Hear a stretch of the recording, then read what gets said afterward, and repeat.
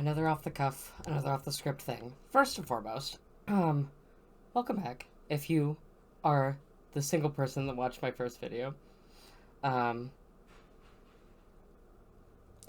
I have gotten a haircut. I had my birthday recently. I turned 23 on. I'm not gonna say my birthday aloud because that is like the best way to dox myself. But oh boy.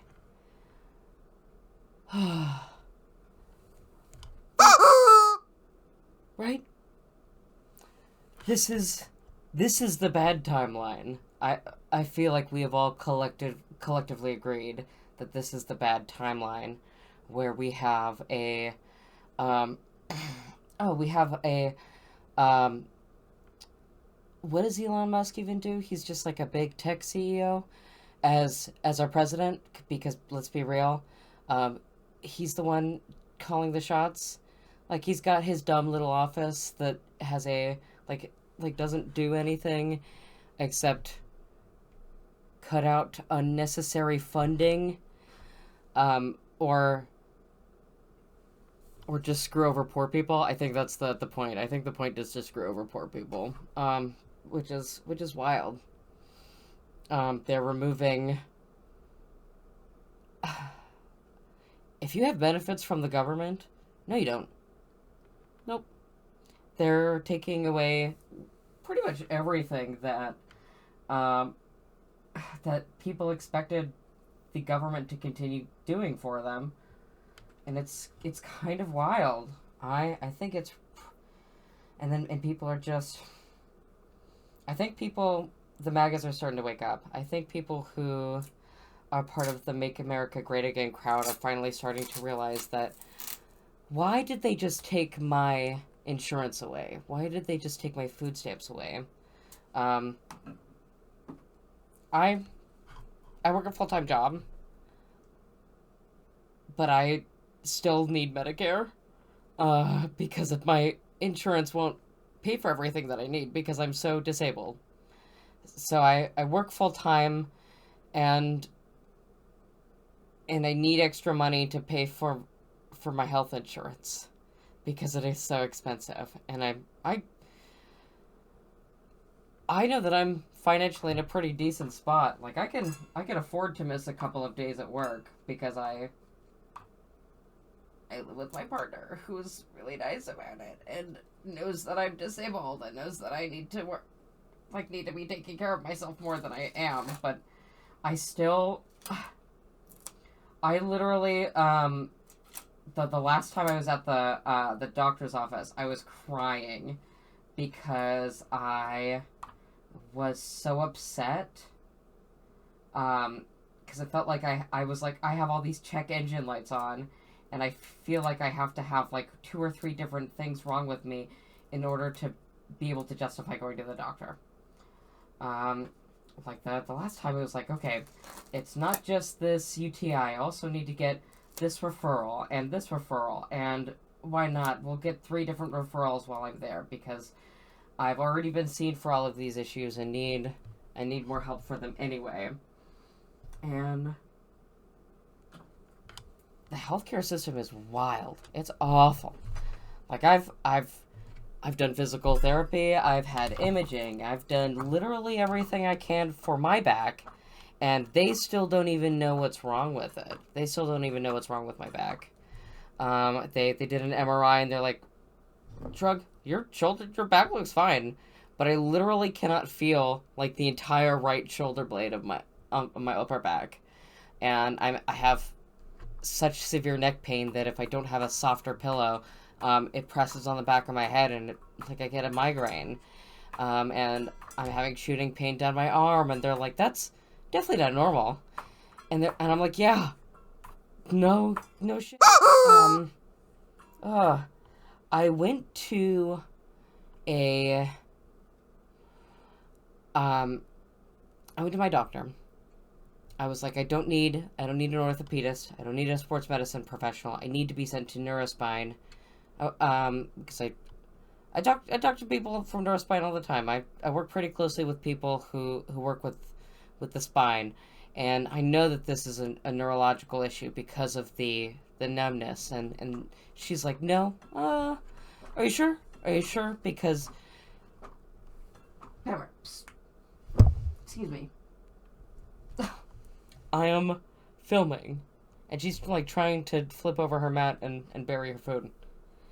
But I have to be like, no, these are my symptoms again. I need to go to a neurospine or a neurologist. Hey.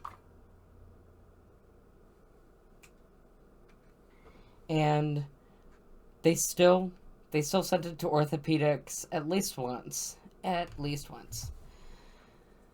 I have to keep working on this painting. It is incredibly frustrating to deal with this system because it feels like I'm screaming into the void and no one is like actually listening to me.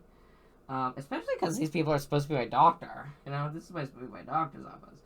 So they're supposed to they're supposed to listen to me. I've already changed doctors once at this doctor's office because the last one he sent me to physical therapy without even doing any kind of imaging. It's just like, yep, we're doing physical therapy for you. You're a young, healthy young man. We're going to get you into physical therapy. They're going to fix you right up. And surprise, surprise, I didn't have the energy or the ability to, physical therapy helped my back when I was able to keep up with it, but it doesn't fix the underlying problem. So we have cuts coming to people's federally funded insurance assistance, to their federally funded SNAP, to it's mind-blowing how much Republicans hate poor people, because most of the time MAGAs don't realize that they are closer to being homeless and poor and unemployed than they are being a millionaire, to being able to afford living as lavishly as Mr. Musk and Trump do. And they're 100% closer to losing their homes than becoming a millionaire, unless you get super, super lucky and win the lottery. And even then, they tax the shit. You don't get all of that money. I literally had this conversation with my grandmother.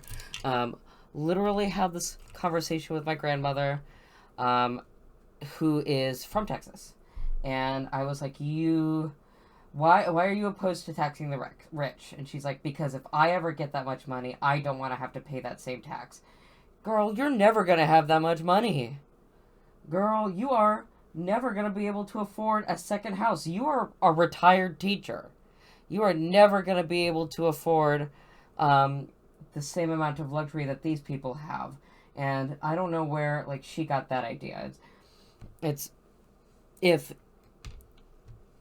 drives me crazy because they have all the sympathy for billionaires and not for their own family, not for their own home, no, not for people who live in their homes or who are their neighbors. Yeah, it can be just incredibly frustrating because I think about a lot of my family, and I don't know if they know any better. I don't know if they... I want to think that they know better. I want to think that they're going to be learning better and seeing what he's doing and stripping the rights from trans people, trying to sign all of those executive orders on day one to try and discount our existence and tell people that we don't exist. And it's a little crazy to think that this is where we're heading. That we're heading towards something that feels like an extinction event at this point. They're trying to tell the public that we are not real, and they're trying to... I'll make some more paint. I'm painting. And they're trying to tell everyone that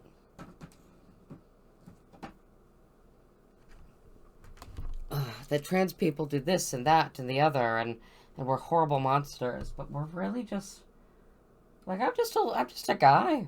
I'm just a fella. Like, I'm just doing my own thing. And I would really love to be able to live for and see my 40s, see my 50s. I would like to be able to live as long as my grandparents are. And like my great grandma lived to 98. I don't know if she's passed away yet, but she's very old. My great grandma. So I could have the capacity to live that long. Um, but I guess it depends on how my older family members vote, which is insane if you think about it. They get to decide if I live or die, if as who I am, without really ever knowing who I am, and slash or claiming that they do, and then voting for Trump anyway. You know, we warn people, and I scream and cry on Facebook, and I yell at my like that's the only thing I use Facebook for, is to like try to spread the good information and like the truth, and try to like tell my family the truth, but they are so indoctrinated in this mindset of like this is how it has to be in order for us to live, because we don't want them to have extra rights when we're just asking for the bare minimum. That's crazy. Oh yeah, and the don't even get me started on like the cognitive dissonance with Mr. Heil Elon, because that was definitely a Nazi salute that he did on camera. Like, cameras were rolling. People watching and everything, and no shame, no hesitation, no thinking, hey, maybe I should just like maybe rethink this hand gesture for just like a hot second before I do anything. No, he just threw it up, and people were like comparing it. I saw to a vague gesture that Kamala made. He like hard slapped his chest and then threw his hand up. And if that's not like a proper Nazi salute, I don't know what is.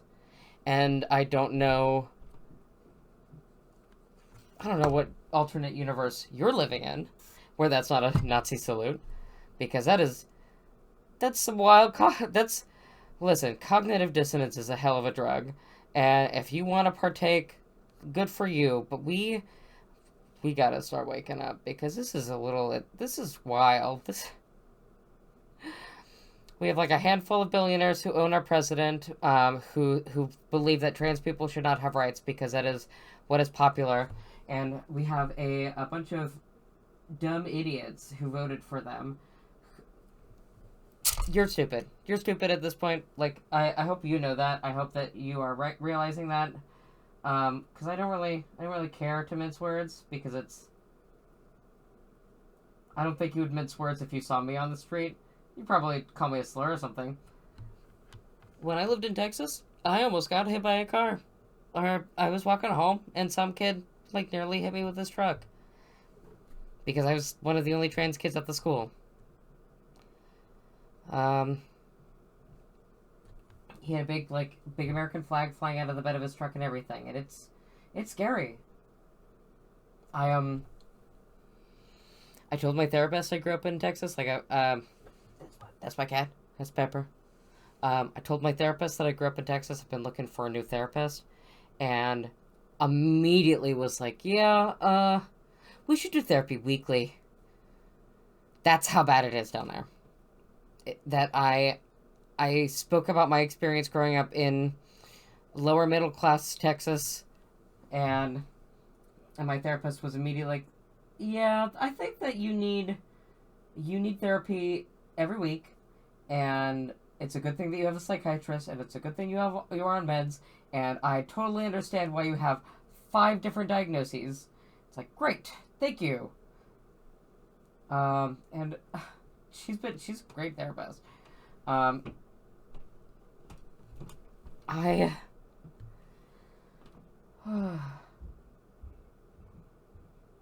It just kind of drives me insane. I feel like I'm going insane. Which is crazy because I'm supposed to be. I am insane. Like I've got so much shit wrong with me, and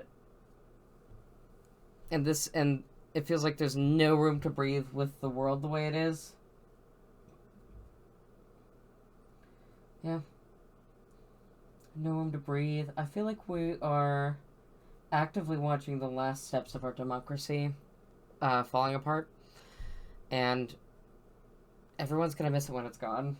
Like the Anna Kendrick song, you guys are going to miss democracy when the oligarchy settles in, and you realize what you've done.